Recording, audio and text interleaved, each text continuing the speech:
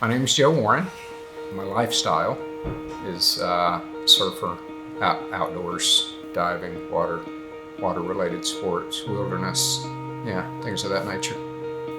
I got out of bed one morning and had an intense pain in my high hamstrings that almost caused me to collapse and caused me to shout. Finally, I had an MRI and they found a cyst growing on the facet joint in my L4, L5 area, and it had completely crushed my spinal cord.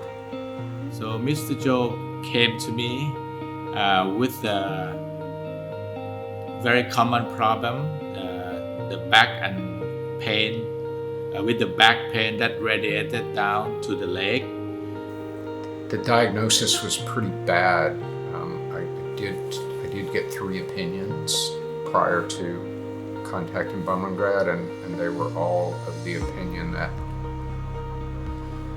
they needed to do what's called an open decompression surgery, where they actually cut the facet joint out, remove it, take out the cyst, but then you're left with the facet joint gone, and the L4 and L5 have to be fused together with rods, which is, it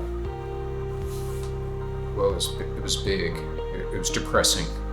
And for a few months, I thought that was my only option. There are always 2 choices of surgery when it comes to the back surgery. The decompression surgery, so-called, that means if you have a trapped nerve from the overgrowth of the bone or from the disc, you just free the nerve. Okay, we call it decompression surgery. He stuck out because of his, he was kind and helpful. And it was a doctor that was actually communicating with me, which is quite unusual. Another half or less than half of the patient, they come with a lot of back pain, with some instability or the slip of the all vertebra. That kind of patient need the fusion surgery. And I did. I sent my images over, what images I had. I set up the teleconference. But in his case, after we review his problem, his complaints, and then with the X-ray and MRI pictures, the first recommendation from me is the decompression surgery without the fusion. He very emphatically said, do not have an open decompression done. Even if you don't come here, don't do that. Because he could tell from my images and the things that he had me do on camera that my back was strong. So I arranged with medical transport to start the documents. It's quite a process. So once I got out of quarantine, I came and met with Dr. Verapan. But he was very thorough in explaining everything and the reason for everything. We managed to do with the endoscopic way and to reduce the trauma to the patient. That's why he